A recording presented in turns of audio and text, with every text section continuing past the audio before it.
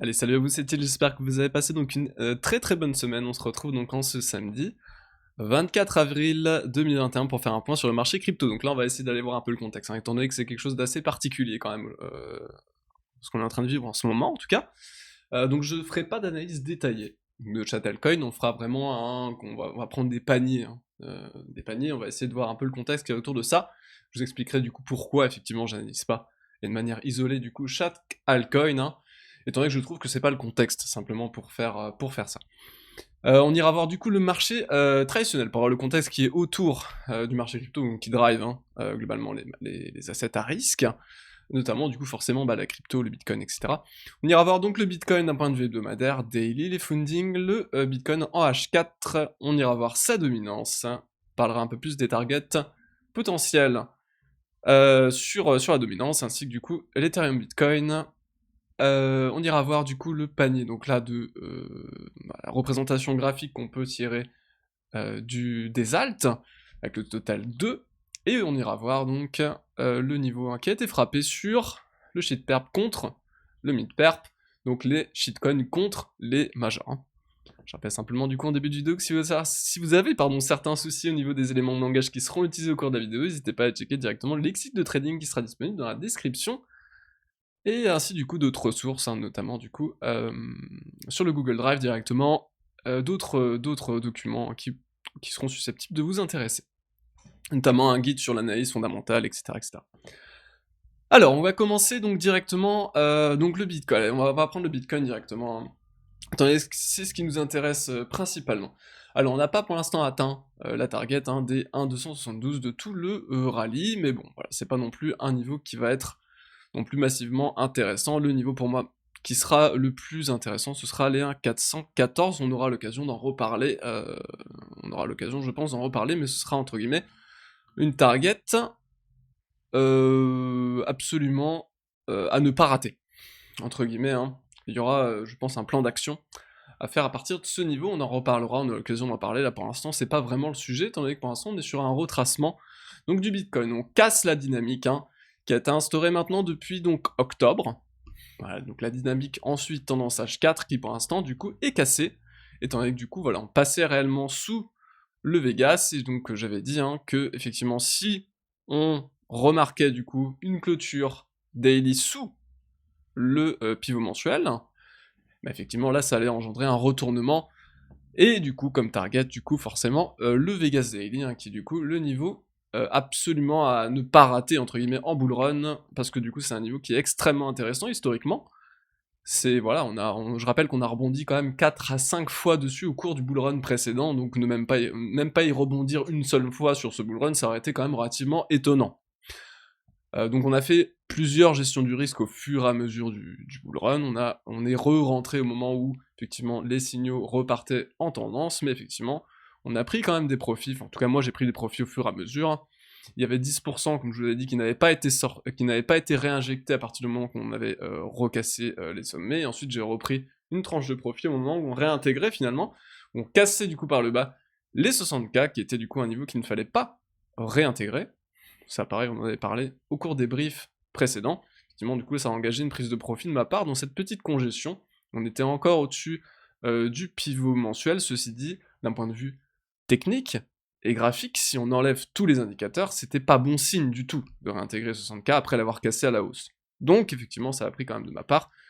Donc j'ai pris effectivement des profits à hauteur du coup, donc je vous l'avais dit, hein, je suis à peu près à 30% de cash que je n'ai toujours pas touché, je reste à 70% directionnel étant donné qu'on est sur un marché haussier. Pour moi ça me paraît relativement bon de laisser entre guillemets 70% directionnel haussier sur le portefeuille, donc c'est-à-dire on les garde à l'achat, hein, en spot, et par contre manager 30% à peu près du portefeuille pour tirer une surperformance à terme. C'est-à-dire que quand le Bitcoin lui aura fait x15, 20, et ben nous on aura fait x30, un truc comme ça quoi. Si on rachète à peu près convenablement les replis. Et ça permet entre guillemets du coup d'avoir un confort psychologique, hein, de prendre des profits de manière régulière quand on a effectivement des essoufflements ou des signaux contraires, hein.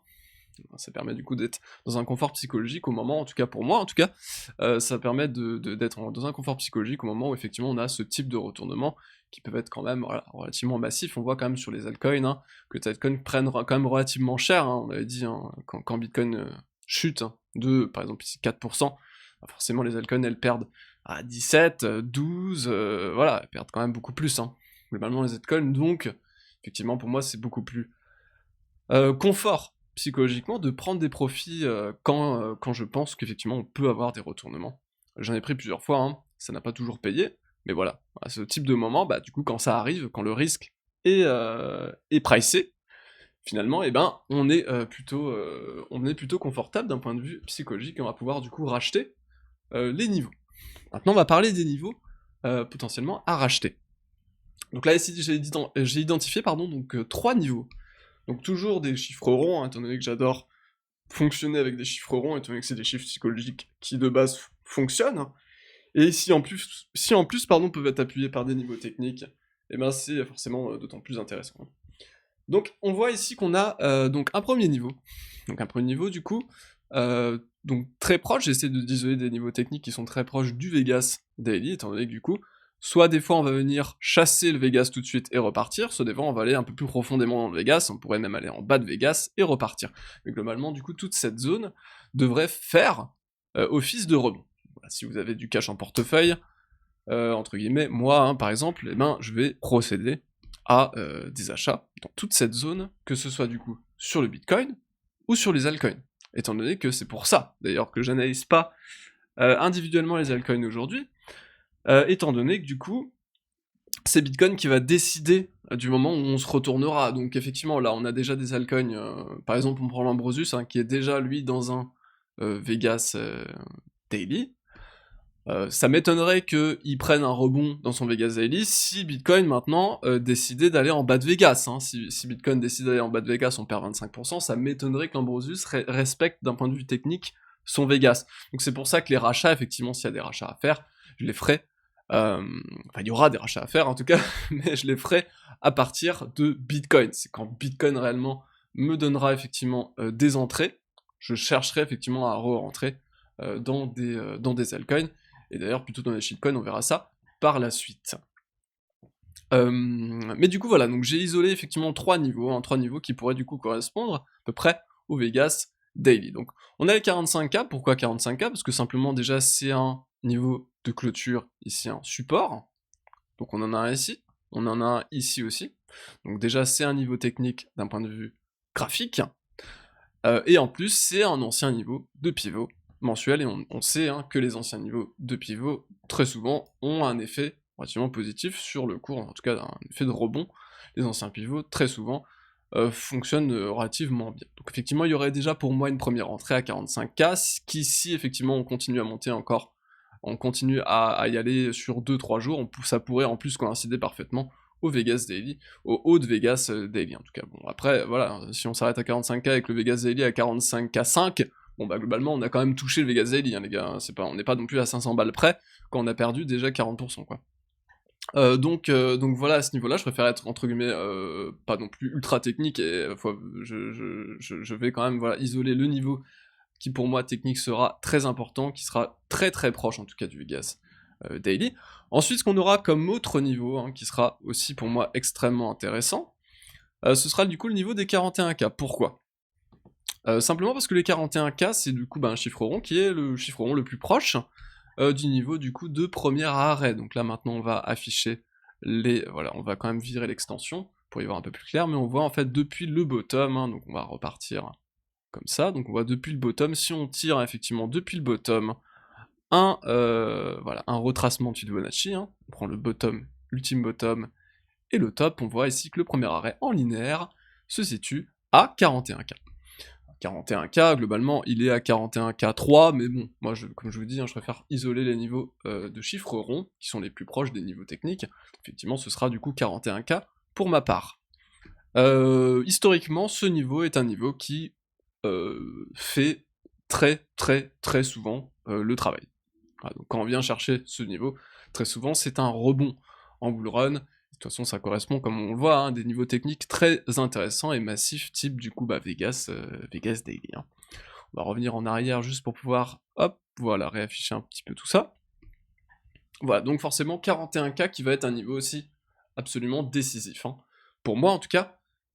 Voilà, donc ces deux niveaux, je pense, ont de fortes chances d'être frappés. L'autre ou moins, effectivement, donc là c'est sur un gros retracement type, on vient chercher vraiment le bas, hein, de Vegas Daily, peut-être même une mèche en dessous, je ne sais pas, du moment qu'on clôture pas en dessous, c'est à peu près bon, hein.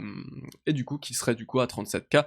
J'ai simplement pris le chiffre rond, j'ai arrondi au chiffre rond le plus proche, le niveau de Vegas, de bas de Vegas. Donc là, on voit qu'on est à 36 540 en bas de Vegas, donc bah du coup, le chiffre rond qui arrondit le mieux, c'est les 37K.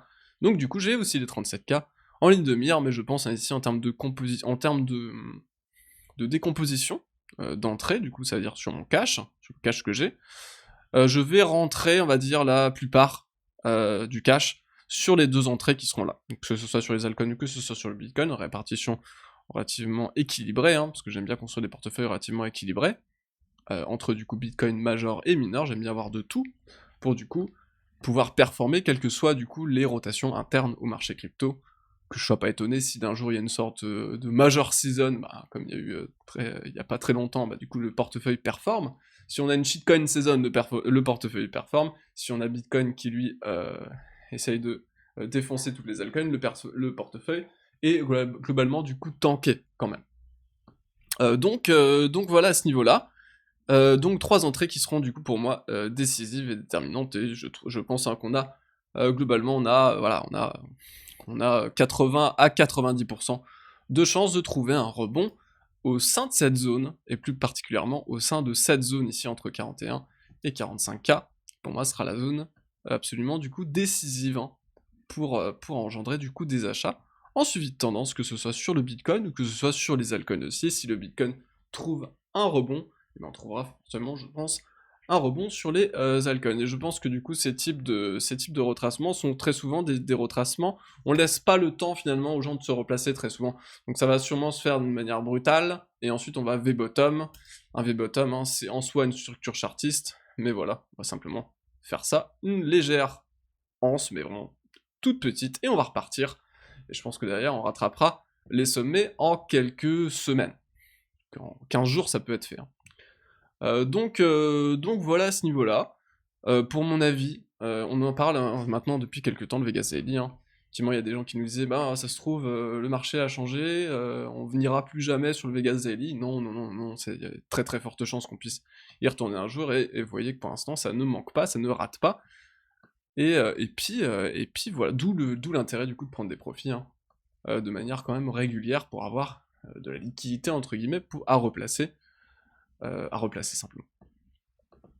On voit que sur les fundings, hein, voilà, bon, ça continue à acheter, donc c'est pour ça encore, hein, ça peut effectivement, je pense, continuer à baisser, hein, étant donné que ça achète en levier un petit peu. En tout cas, ça achète encore un peu en levier sur les bottoms. Donc je pense qu'on peut très largement encore baisser maintenant et aller chercher du coup les niveaux techniques dont on vient de parler précédemment, et d'un point de vue H4, on n'a pas de divergence, hein, aucune divergence, donc bah écoutez, ça pareil, hein, c'est de la corrélation, donc à part peut-être sur le squeeze, et encore, hein, pour l'instant on est encore dans une phase de croissance, hein, de cette vague vendeuse, donc on pourrait très largement continuer et aller plus bas que ce niveau, donc pas encore de divergence qui pourrait être potentiellement validée sur cet indicateur. Donc y a rien en fait, hein, pour l'instant, et il y a juste à regarder, je pense, et puis suivre la tendance, et puis en intraday plutôt chercher des shorts, hein. Des shorts, en tout cas si on est intéressé par le trading futur court terme, hein, soit du scalping ou de l'intraday, plutôt orientation short sur ces niveaux. Allez, on va passer sur la dominance du coup, donc dominance, rebond potentiel, étant donné que du coup, on avait quand même cette zone, hein, ici, on est quand même sur des zones, hein, ça fait quand même pas mal de temps maintenant qu'on enfile en ligne droite, et on aurait du coup, je crois, potentiellement, d'un point de vue daily, une divergence potentielle, celle-ci, même si elle est très étirée, j'aime pas trop, elle est très très étirée, mais il y a quand même une divergence, elle est quand même là, donc elle pourrait quand même engendrer un rebond, et ça peut passer par le fait que Bitcoin, lui, continue à s'enfoncer et projette encore plus bas les altcoins, qui ferait du coup que les altcoins se font déchirer, Bitcoin se fait déchirer, tout le monde se fait déchirer, mais du coup la dominance du Bitcoin, elle remonte, hein, étant donné que les altcoins se feraient plus déchirer que le Bitcoin, ce qui est totalement possible, hein. Ce qui est d'ailleurs très souvent le cas dans ce type de correction. Et voilà, pour moi, la zone clé, hein, une très forte zone en termes de prise de profit, sera du coup la zone comprise entre 0,786 et 0,886, un niveau qui est très souvent utilisé dans les harmonic patterns, niveau décisif, faisons sur des harmonic patterns, même si ici on n'a pas de structure en harmonic pattern, mais quand même. Et du coup, c'est aussi forcément la target du double sommet, hop, d'un point de vue mensuel, hein.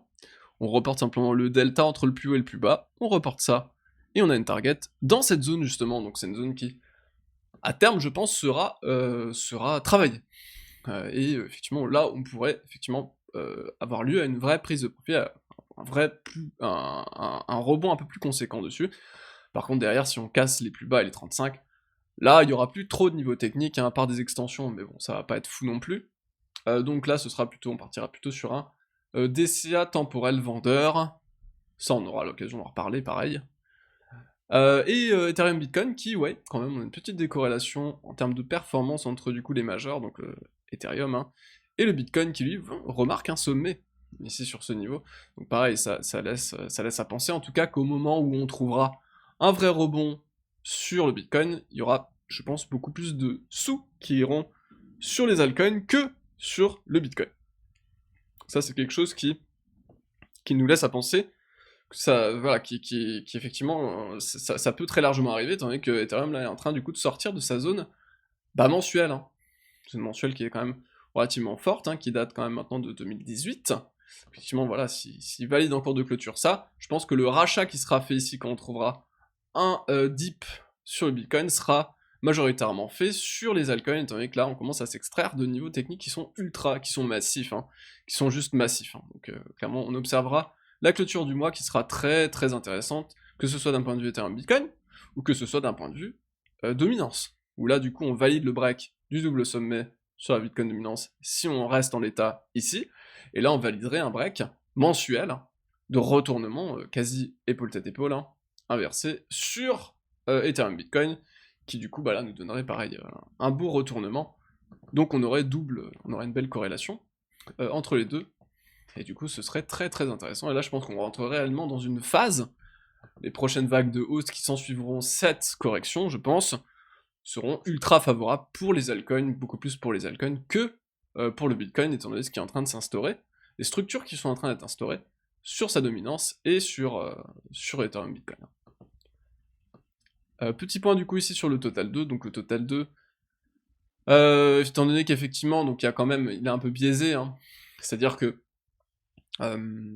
dès qu'un projet arrive, hein, et imprime je sais pas combien de millions de jetons à partir de rien, pouf, ça fait monter, hein, le total 2. C'est normal que le total 2 tank plutôt pas mal, hein. Je sais pas si on ira sur le Vegas Daily dans le total 2, je pense pas honnêtement, parce que ça fait quand même maintenant, waouh, une sacrée baisse, hein, si on prend ça. Vegas Daily, bon, il a quasiment moins 50%, je pense pas, étant donné qu'on a plus que moins 25% à aller chercher sur le Bitcoin, et que normalement, ce sera plus favorable aux altcoins, donc les rachats devraient être plus conséquents sur les altcoins. Donc, pas sûr, hein, qu'on puisse aller là-dedans. On ira peut-être juste déborder un petit peu comme on l'a fait ici potentiellement. Ce sera pas, de toute façon, c'est pas quelque chose qui est tradé, donc c'est pas ultra technique, hein. On le voit ici, hein, de toute façon on le voit très bien ici, ça a pas touché le Vegas Daily. Donc là on a juste range, il n'y a pas eu à part un petit niveau technique de support, et encore on l'a pas réellement touché, de toute façon vu que c'est pas tradé, c'est pas très technique, hein. C'est comme la Bitcoin dominance, c'est pas tradé, c'est pas très technique, hein. Ça l'est déjà beaucoup plus, hein. Et on va finir du coup sur le shitperp contre le midperp, donc les shitcoins contre les majors, et effectivement on avait dit que le niveau qui était extrêmement intéressant, c'était ce niveau, il a été pour l'instant pullback, et je pense du coup, voilà, tous ces éléments nous disent qu'effectivement, je pense que là on va partir sur un gros rachat des shitcoins, hein. Les shitcoins du coup, si on peut en tout cas trouver un sens à tout ça, c'est qu'ici on est sur un niveau de travail qui est extrêmement intéressant, on est sur le Vegas Daily, plus un niveau de pullback majeur sur cet indice, Donc, entre guillemets, plus favorable, zone plus favorable, en tout cas pour acheter des shitcoins que des majors. Et, effectivement, on a très gros retournement en préparation sur la dominance, donc sur une échelle mensuelle. Attention, on est sur une échelle mensuelle, donc ça va prendre plusieurs mois maintenant à se valider cette tendance. Mais à court terme, effectivement, on pourrait retracer et revenir chercher les niveaux de 57, donc il faudra pas non plus commencer à paniquer hein, quand on va voir la Bitcoin dominance remonter après des clôtures mensuelles comme ça. C'est vraiment, voilà, d'un point de vue mensuel, donc ça prend du temps, les gars. Du mensuel, c'est long, hein. C'est long. Donc effectivement, je pense que le rachat qui sera fait, en tout cas ici, pour ma part, sera beaucoup plus dispatché. En tout cas, c'est pas que je pense, c'est que je vais le faire. C'est que les rachats que je vais faire seront beaucoup plus dispatchés en faveur des shitcoins, cette fois-ci. Donc petite réorientation du portefeuille pour ma part, là où j'étais massivement dans les majors, cette fois-ci je vais un peu plus diluer ça vers les shitcoins. Étant donné que je pense que c'est les shitcoins qui vont reprendre le plus au moment où on aura trouvé un bottom sur le Bitcoin. Voilà à peu près pour ça. Bah écoutez, je vais vous laisser. Passez un excellent week-end. On se retrouve du coup demain avec Matt. A plus. Salut.